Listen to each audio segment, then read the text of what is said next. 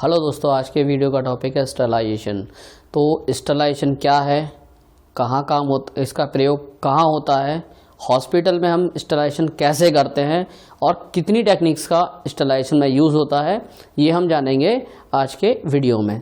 तो दोस्तों, यदि आप हमारे चैनल पर नए हैं तो चैनल को सब्सक्राइब करना ना भूलें। अगर वीडियो पसंद आती है तो वीडियो को लाइक, शेयर और कमेंट बॉक्स में कमेंट करना ना भूलें। तो चलते हैं आज के टॉपिक स्टरलाइजेशन पर। स्टरलाइजेशन से पहले दोस्तों चलिए हम जानते हैं स्टरलाइजेशन और उससे रिलेटेड कुछ टर्म्स के बारे में। तो सबसे पहले जो टर्म्स आता है वो होता है डिसइंफेक्शन। अब डिसइंफेक्शन क्या है और डिसइंफेक्टेंट क्या है? तो कुछ केमिकल्स जिनका हम यूज़ करते हैं माइक्रो ऑर्गेनिज्म को किल करने के लिए, वो जो है डिसइंफेक्टेंट कहलाते हैं और ये प्रोसीजर जो है वो कहलाता है आपका डिसइंफेक्शंस। लेकिन डिसइंफेक्शंस अब स्टरलाइजेशन से कैसे अलग है ये समझेंगे। तो स्टरलाइजेशन की अगर हम बात करते हैं तो स्टरलाइजेशन में क्या होता है, कंप्लीटली जो माइक्रो ऑर्गेनिज्म है वो डिस्ट्रॉय होते हैं, जबकि डिसइंफेक्शन में ऐसा नहीं होता है, उसमें उसके स्पोर्स या अवशेष वो बच जाते हैं। देन नेक्स्ट जो होता है then that is called terminal disinfections. अब टर्मिनल डिसइंफेक्शन क्या है? तो टर्मिनल डिसइंफेक्शन जो होता है उसमें क्या होता है, नए सिरे से बिल्कुल स्टार्टिंग से, जैसे कि कोई पेशेंट यदि हॉस्पिटल या आईसीयू में ख़त्म हो जाता है जो कि इन्फेक्टेड है, चाहे वो एचआईवी का पेशेंट हो या आपका ऑस्ट्रेलियन एंटीजन जिसे हम हेपेटाइटिस का कहते हैं, इस तरह के पेशेंट अगर कोई ख़त्म हो जाता है और फिर जो डिसइंफेक्टेंट किया जाता है बिल्कुल नए सिरे से, जिसमें कि आप चीज़ों को कंटिन्यू नहीं कर सकते, मीन्स आपको थिएटर या आईसीयू या वार्ड को बंद करना पड़ेगा, तो वो डिसइंफेक्टेंट आपका कहलाता है टर्मिनल डिसइंफेक्शन। देन अब बात आती है हमारे स्टरलाइजेशन की। तो स्टरलाइजेशन क्या है? Complete destruction of the micro organism is called sterilisation, जिसमें कि उसके स्पोर्स भी किल हो जाते हैं या डेड हो जाते हैं। देन नेक्स्ट जो टॉपिक है बायोबर्डन। अब बायोबर्डन क्या है? देखिए, पर्टिकुलर स्पेस या मशीन या एरिया पर, पर्टिकुलर स्पेस, मशीन या एरिया पर बैक्टीरिया, वायरस या माइक्रो ऑर्गेनिज्म का कितना लोड है, वो आपका कहलाता है बायोबर्डन। नेक्स्ट जो है वो है हमारा सिंगल यूज आइटम। अब सिंगल यूज आइटम क्या होते हैं? देखिए, सिंगल यूज आइटम से मतलब है ऐसे आइटम जिनका प्रयोग हम केवल और केवल एक बार ही कर सकते हैं, वो आइटम्स हमारे सिंगल यूज आइटम कहलाते हैं। और ये जो है प्री स्टरलाइज होते हैं। प्री स्टरलाइज से मतलब है यहाँ पर कि कंपनी या मैन्युफैक्चरर आपको स्टरलाइज करके ये प्रोवाइड कराता है, आपको स्टरलाइज करने की इनको आवश्यकता नहीं होती है। देन अब नेक्स्ट जो टर्म्स है वो है आपका limited use item. Limited use item से मतलब है कि वे आइटम जिनका प्रयोग हम एक से अधिक बार कर सकते हैं। एक से अधिक से बार मतलब बट लिमिटेशन के साथ। कुछ लिमिट मैन्युफैक्चरर या कंपनी डिसाइड कर दी कि आप उस आइटम्स को इतने बार ही जो है स्टरलाइज या रीस्टरलाइज करके उसे यूज़ कर सकते हैं। देन उसके बाद अगर उसको यूज़ करेंगे तो उसकी एफिशिएंसी और क्वालिटी डैमेज हो जाती है। Then next is antiseptics. तो एंटीसेप्टिक्स क्या है? ये एक तरह के केमिकल्स होते हैं जिनका यूज़ हम डिसइंफेक्शंस के लिए ही करते हैं, बट लिविंग टिश्यू या स्किन प्रिपरेशन में। देन नेक्स्ट आता है स्टिलिएंट। अब स्टिलिएंट क्या है? ये भी एक केमिकल डिसइंफेक्टेंट है जो बैक्टीरिया वायरस को 100% किल करते हैं। तो दोस्तों, अब फिर से हम समझते हैं एक बार स्टरलाइजेशन क्या है और कैसे इसे समझा जा सकता है। तो स्टरलाइजेशन से मतलब है complete destruction of micro organism with their spores को हम स्टरलाइजेशन कहते हैं। मीन्स 100% माइक्रो ऑर्गेनिज्म को रिमूव करना ही हमारा स्टरलाइजेशन कहलाता है। देन अब हम बात करेंगे मेथड्स ऑफ स्टरलाइजेशन की कि कौन कौन से मेथड से हम स्टरलाइजेशन कर सकते हैं। तो इनको हम जो है निम्न कैटेगरीज में हम डिवाइड करते हैं। सबसे पहले हमारा आता है नेचुरल मेथड, देन दूसरा जो आता है वो आता है हीटिंग मेथड, देन तीसरा जो होता है वो केमिकल मेथड्स, देन चौथा जो होता है वो होता है हमारा इरेडिएशन। तो सबसे पहले हम समझेंगे आपने नेचुरल मेथड को। देखिए नेचुरल मेथड में आता है हमारा सनलाइट। अब सनलाइट से हम कैसे स्टरलाइज करेंगे? देखिए सनलाइट में क्या होता है आपका हीट, देन इसके अलावा जो होता है वो UV rays, ultraviolet rays, जो कि आपके बैक्टीरिया वायरस को किल करती हैं। अब कहाँ यूज़ होता है इसका?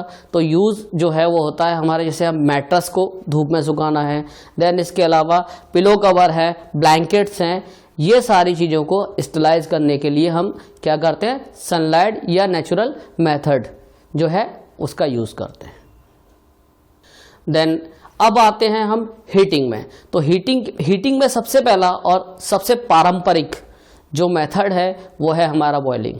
आपने देखा होगा कि बच्चों को हम गर्म पानी से नहलाते हैं, या इसके अलावा बच्चे की बोतल हम जो है, छोटे बच्चों की बोतल हम लोग गर्म पानी में बॉईल करते हैं, या इसके अलावा आपने पहले देखा होगा कि जो हमारी ग्लास सिरिंज आती थी और जिसमें निडल एक्सटर्नली फिट होती थी, उसको हम क्या करते थे, एक इंजेक्शन लगाया, देन उसके बाद उसे गर्म पानी में डाला, स्टरलाइज किया, फिर उससे दोबारा इंजेक्शन लगाया। तो ये क्या है आपका पारंपरिक जो है बॉइलिंग मेथड में हम किस किस चीज़ को हम स्टरलाइज कर सकते हैं, जैसे कि हमारे ग्लासवेयर, सिरिंज, कांच वाली सिरिंजेस हैं, देन बॉटल्स हैं, देन इसके अलावा रबर गुड्स, रबर का कोई सामान है या इंस्ट्रूमेंट आदि को हम जो है बॉइलिंग मेथड से स्टरलाइज कर सकते हैं।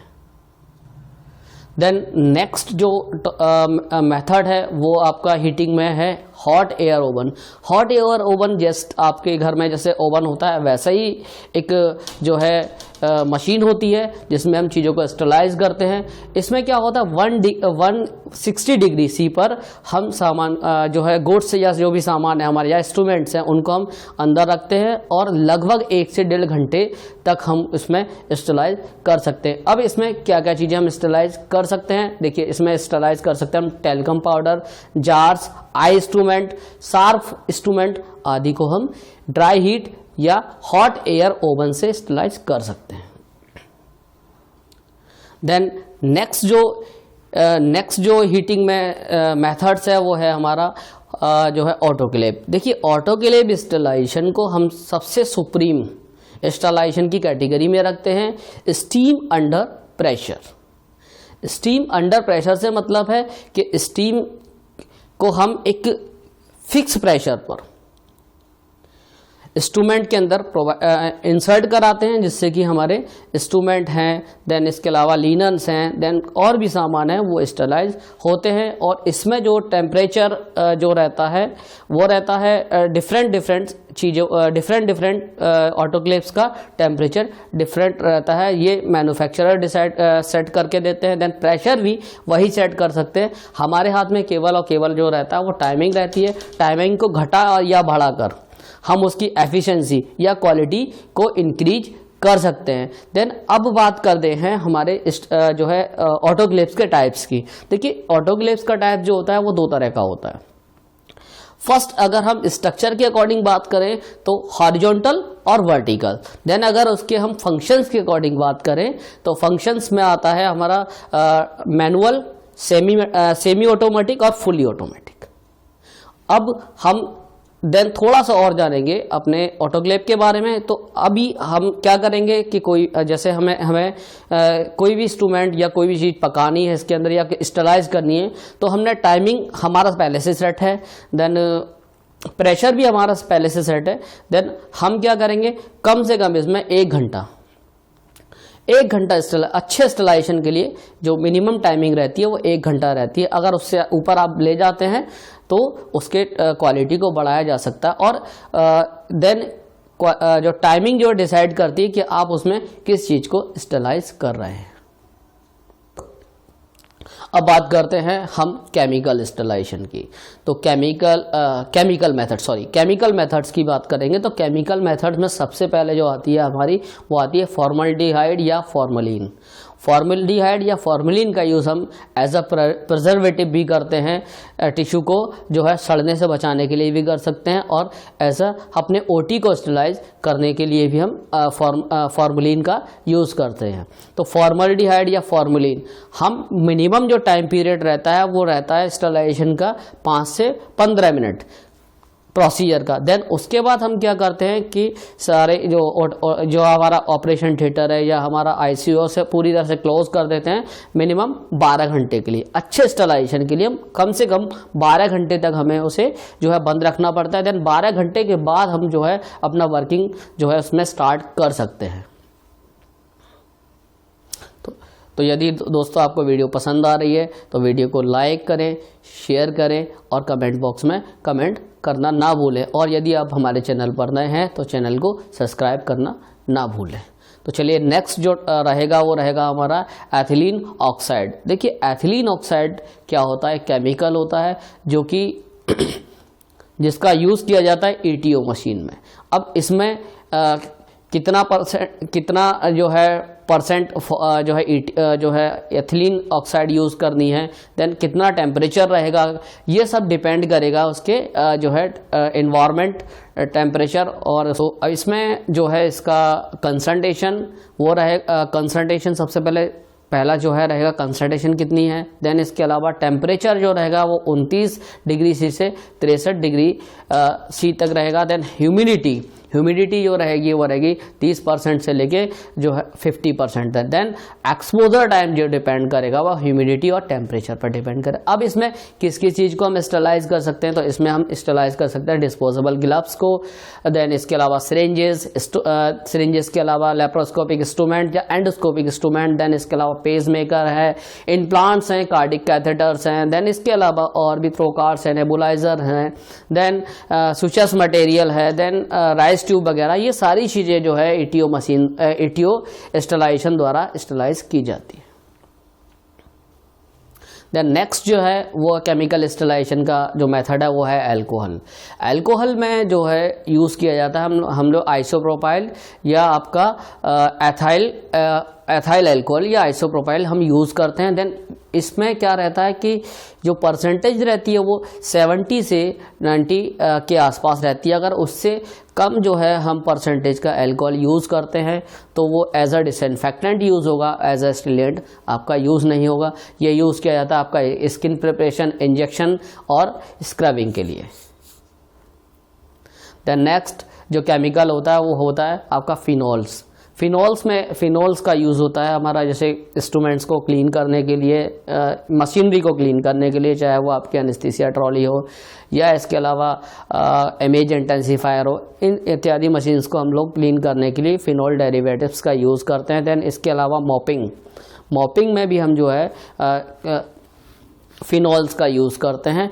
फ्लोर है, फर्नीचर है, देन वॉल है, इसका यूज़ वहाँ किया जाता है। Then next is chlorhexidine solution. देखिए क्लोरहेक्साडाइन सोल्यूशन का यूज़ हम करते हैं स्किन प्रिपरेशन, देन इसके अलावा आपका स्क्रबिंग आदि में जो है क्लोरहेक्साडाइन का यूज़ किया जाता है। देन इसके अलावा हम वुंड को जो है वॉश करने के लिए या वुंड को वॉश करने के लिए या वुंड को साफ करने के लिए जो है क्लोरहेक्साडाइन का यूज़ करते हैं। देन नेक्स्ट इज जो है वो रहेगा हमारा आयोडीन ग्रुप। अब आयोडीन ग्रुप में क्या होता है, जो आयोडीन ग्रुप में हमारा दो है होता है एक्यूरेस आयोडीन और आपका टिंचर आयोडीन। तो आयोडीन ग्रुप में हम जो सबसे ज़्यादा यूज़ होता है वो प्रोविडोन आयोडीन यूज़ होता है, जो कि आता है आपके 5% और 10% कंसनट्रेशन के साथ। इसमें क्या होता है आपका आयोडीन सोल्यूशन भी आता है जिसका यूज़ किया जाता है हम स्किन प्रिपरेशन के लिए, देन वुंड वॉशिंग के लिए। और जो स्क्रब आता है 5% वो यूज़ होता है आपका वुंड को, वो होता है आपका जो है हैंड वॉशिंग के लिए या स्क्रबिंग के लिए। देन नेक्स्ट जो हमारा केमिकल स्टरलाइजेशन की वो कैटेगरी है वो है हमारा ग्लूटाल्डिहाइड। अब ग्लूटाल्डिहाइड क्या होता है? ग्लूटाल्डिहाइड एक सोल्यूशन होता है जिसका यूज़ किया जाता है जो एंडोस्कोपिक इंस्ट्रूमेंट्स या डेलिकेट इंस्ट्रूमेंट जिन्हें हम स्टरलाइज नहीं कर सकते हीटिंग वाले मेथड से। हीटिंग वाले मेथड से जिन्हें हम स्टरलाइज नहीं कर सकते, उन इंस्ट्रूमेंट को स्टरलाइज करने के लिए हम यूज़ करते हैं अपना ग्लूटाल्डिहाइड। अब ग्लूटाल्डिहाइड क्या होता है? ग्लूटाल्डिहाइड एक सोल्यूशन होता है जिसके साथ आपका एक्टिवेटर आता है। जब तक उन दोनों को आप मिक्स नहीं करेंगे आपका सोल्यूशन रेडी नहीं होगा। तो हम क्या करते हैं, जैसे कि जो इंस्ट्रूमेंट हमें वॉश करने हैं या स्टरलाइज करने हैं उसे हम पहले से धुल के साफ़ करके देन उस साइडेक्स में जो सोल्यूशन हमने रेडी किया उसमें डाल देते हैं और कम से कम 15 मिनट उसे डला रहने देते हैं अच्छे स्टरलाइजेशन के लिए। देन उसके बाद हम उसे निकाल के देन यूज़ कर सकते हैं, लेकिन यूज़ करने से पहले हमें वो नॉर्मल सेलाइन से वॉश करने होंगे। अब बात आती है कि ग्लूटाल्डिहाइड को की टाइम ड्यूरेशन कितना होता है, कितने समय तक हम एक ही सोल्यूशन को चला सकते हैं। तो मिनिमम जो टाइमिंग होती है वो रहती है इसकी 12 दिन, और टाइमिंग और जो 12 दिन या टाइमिंग जो डिपेंड करेगी वो डिपेंड करेगी कि आपके यहाँ आपके जो ऑपरेशन का लोड कितना है, कितनी बार उसमें आप जो है इंस्ट्रूमेंट स्टरलाइज कर रहे हैं, इस चीज़ पर डिपेंड करेगा। बट मैक्सिमम जो डेज है वो रहता है 12 डेज। 12 डेज के बाद आपका जो है सोल्यूशन वो ख़राब हो जाता है या उसकी जो है एफिशिएंसी उतनी नहीं रहती जितनी थी। देन नेक्स्ट इज है जो है वो है इरेडिएशन। अब इरेडिएशन जी क्या होता है? इरेडिएशन में एक जो आइसोटोप यूज़ होता है कोबाल्ट 60।